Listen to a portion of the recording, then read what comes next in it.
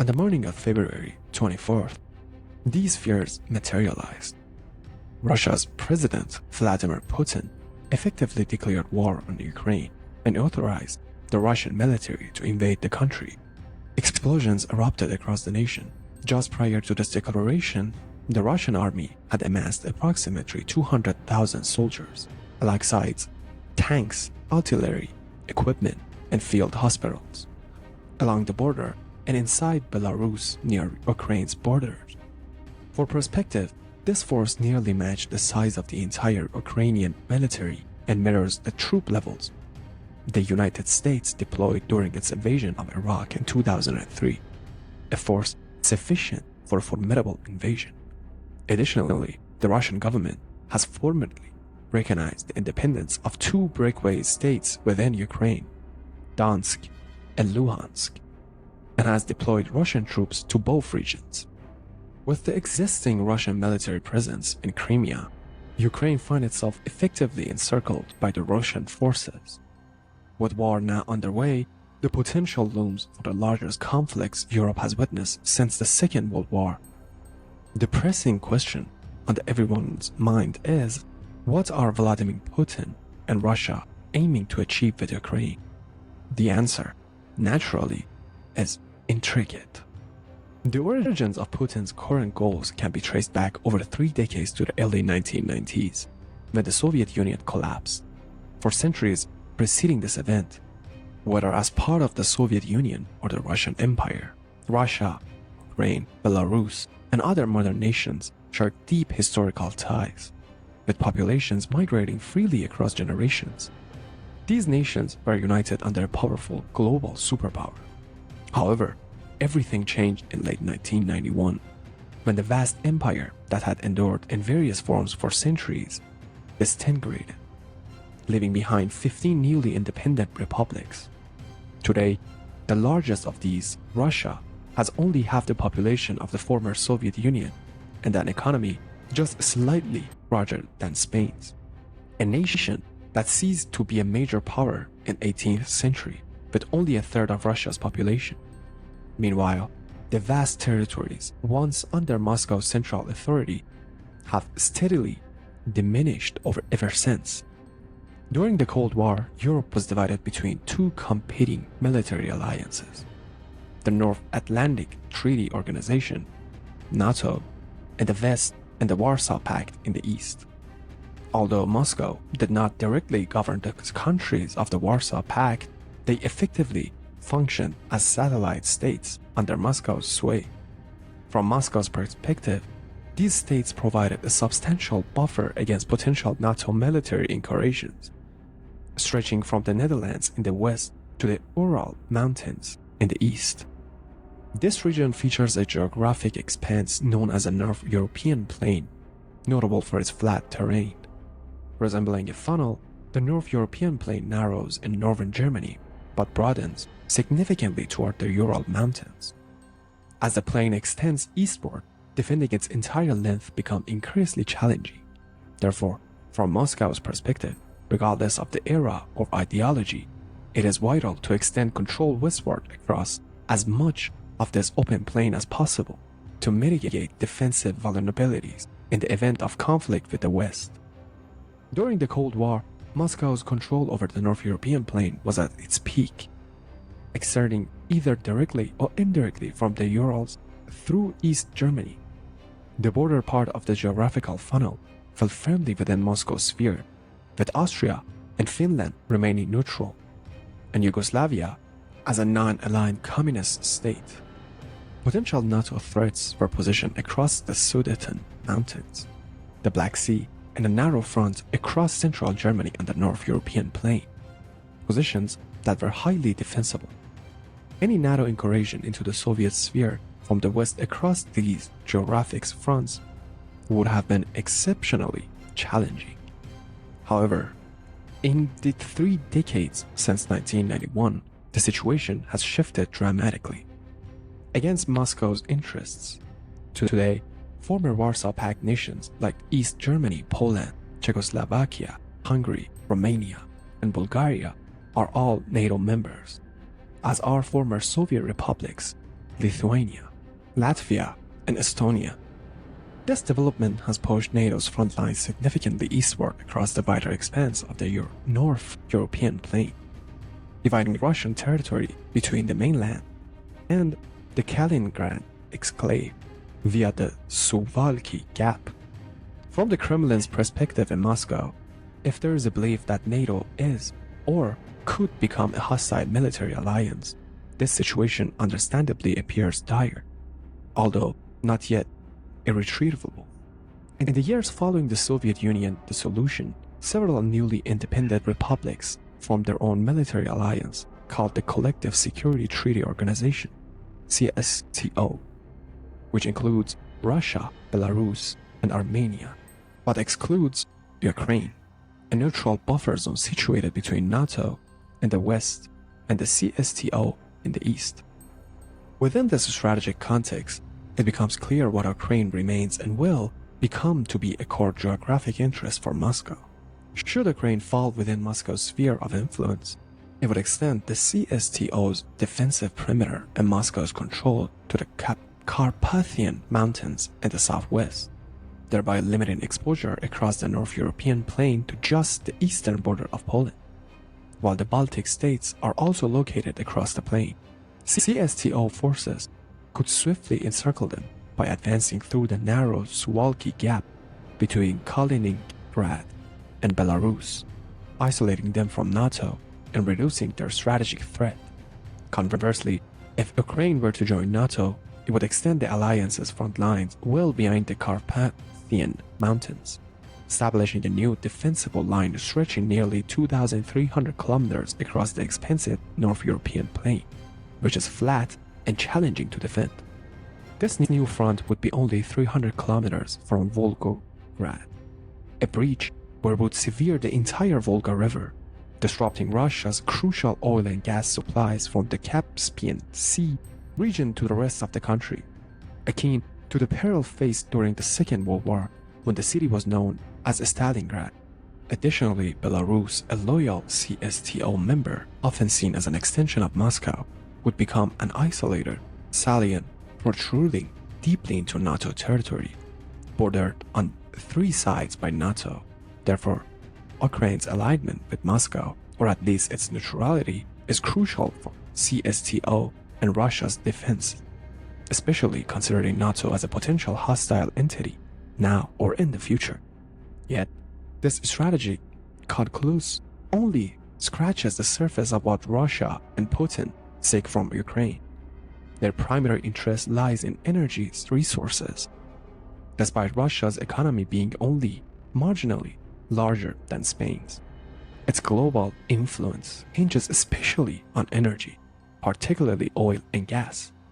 Russia ranks second globally in oil production, surpassing even Saudi Arabia, and boasts the world's largest proven reserves of natural gas, primarily in Siberia, making it the leading global exporter of natural gas.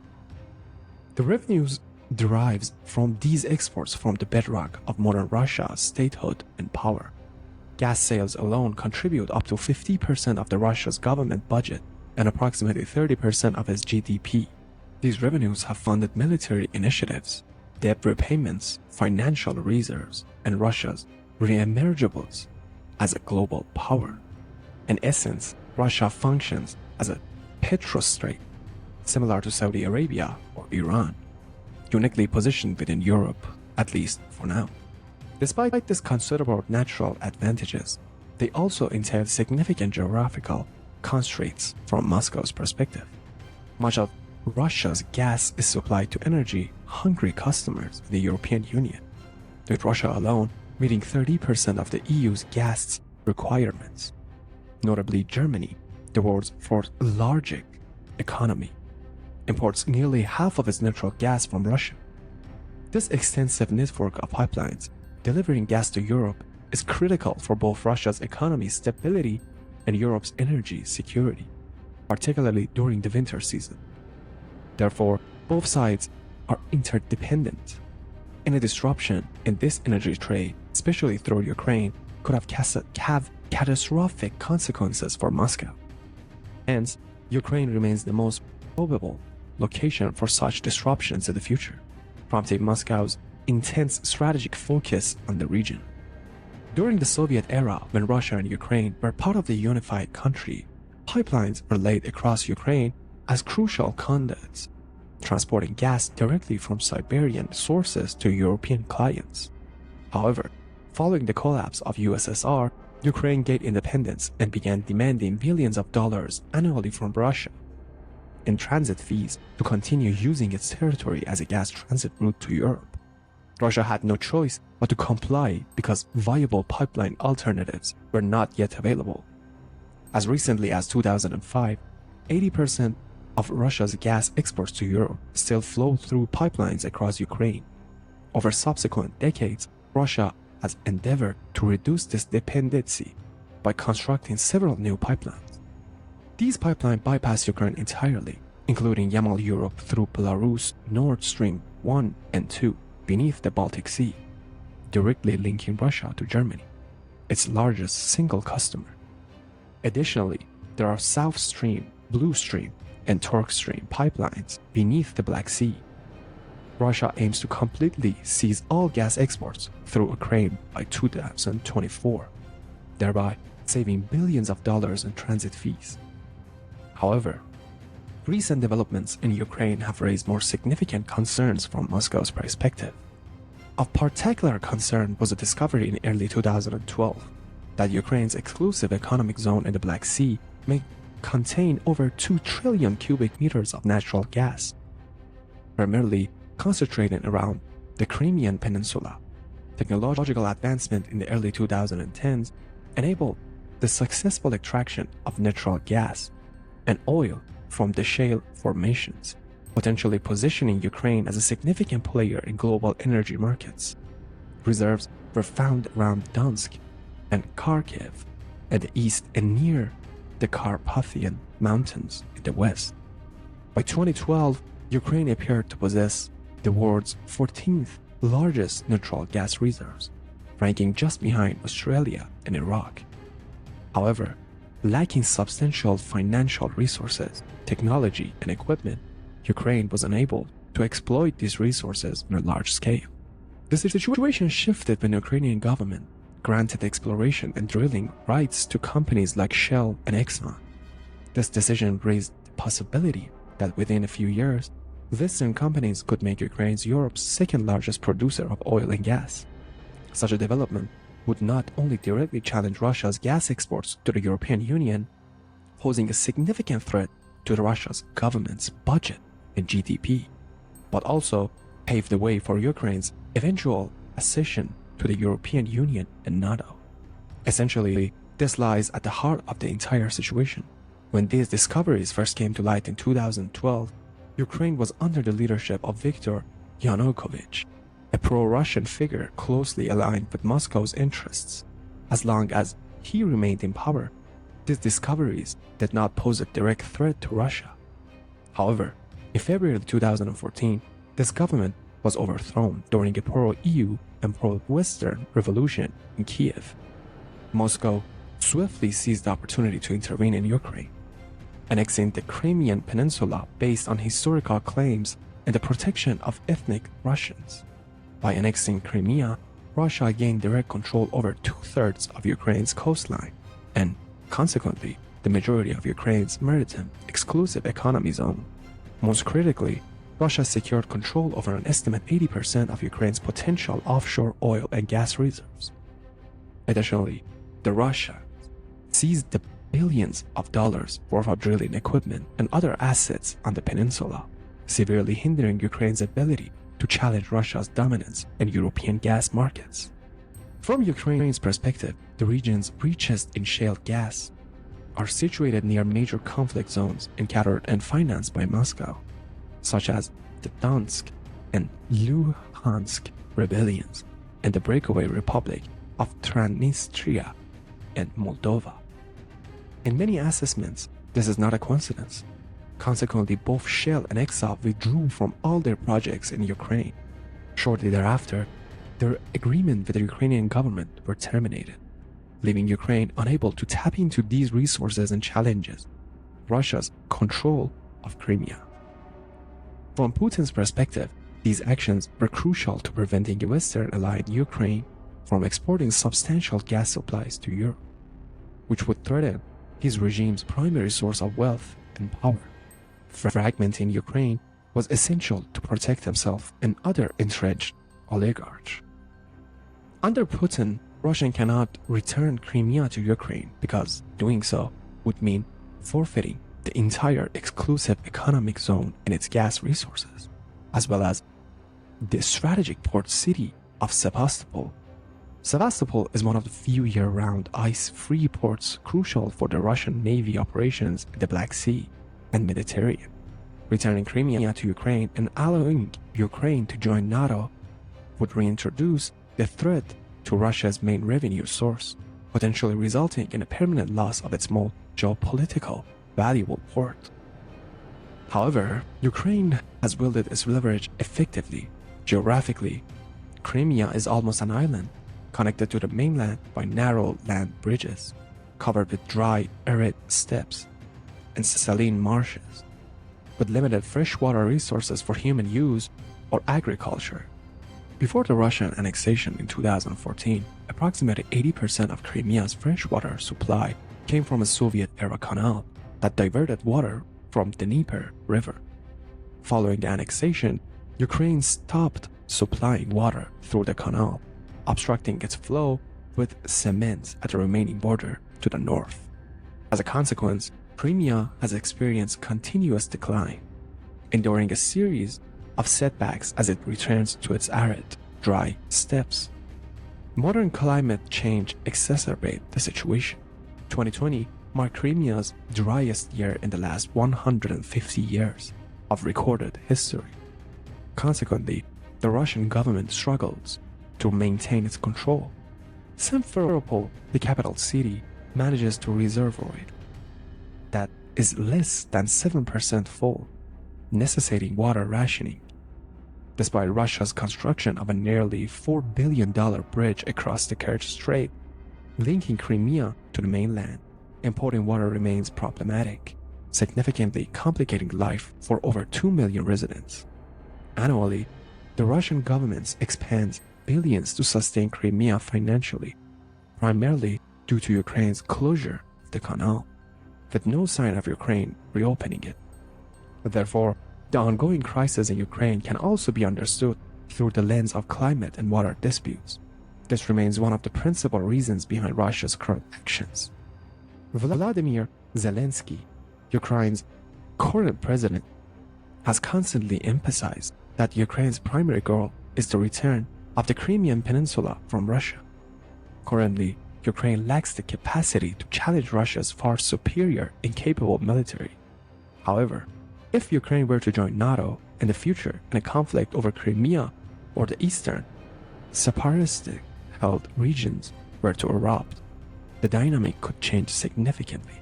Should conflict escalate in the Donbas region with ambiguous initiators, Ukraine could potentially invoke Article 5 of the NATO treaty. This article specifies that if a NATO ally is a victim of an armed attack, each and every member of the alliance will consider this act of violence as an armed attack against all members and will take the actions it deems necessary to assist the attacked ally. Consequently, the Kremlin fears the Ukraine might invoke NATO to confront Russia over the return of Crimea, a conflict Moscow anticipates it would likely lose. This isn't just due to NATO's superior military capabilities, but also owing to Russia's internal demographic challenges. Since the collapse of the Soviet Union, Russia has seen more deaths than births, resulting in a declining population. The nation's fertility rate has been among the lowest globally, exacerbated by the onset of the COVID-19 pandemic in 2020, leading to Russia's largest peacetime population decline in recorded history, surpassing even 1990s following the Soviet collapse. Currently, Russia counts approximately 25 million men eligible for military service, but the government foresees this pool diminishing over time. Therefore, within the Kremlin, delaying action on Ukraine might be viewed as exacerbating future challenges, making immediate action appear more advantageous. By seizing Crimea and perpetuating conflicts in eastern Ukraine, Donbas region, Russia effectively blocked Ukraine's path to NATO ascension. Troop buildups along the border and joint military exercises in Belarus sent a clear threat signal to Ukraine, potentially alarming investors and the Ukraine government and further damaging the economy. This compels Ukraine to allocate more resources to its military and defense, diverting crucial funds that could otherwise develop its natural gas infrastructure. Russia's sustained conflict engagement in eastern Ukraine has significantly drained the Ukrainian government's time, manpower, and resources. Since Russia's invasion and annexation of Crimea, both Donetsk and Luhansk declared independence from Ukraine 8 years ago. With financial and military backing from Russia, they have been engaged in continuous conflict against the Ukrainian government, resulting in over 14,000 deaths. Although most of their territory remains under Ukrainian government control, Russia recently formally recognized both as fully independent countries, separate from Ukraine, and deployed its troops there. Putin's ultimate intentions for Ukraine remains uncertain. He may be contemplating a limited strike to permanently detach both Donetsk and Luhansk from Ukraine, similar to the annexation of Crimea 8 years ago. Alternatively, he might consider reopening the canal in Crimea to alleviate water shortages. Another possibility is border operation to expand Russian territory, securing Crimea's strategic position by ensuring its water supply extends up to Dnieper River. To further deprive Ukraine of coastline and access to natural gas reserves, and to establish a more robust defensive line against Western incursions along the banks of the Dnieper River, Putin may also be considering a sovereign annexation of Ukraine. This would interrogate Donetsk and Luhansk into Russia, connect Crimea with the Dnieper River, block Ukraine from the remaining Black Sea territories, permanently isolate the country from offshore gas deposits, and link mainland Russia territory with both Crimea and the loyalist region of Transnistria in the west.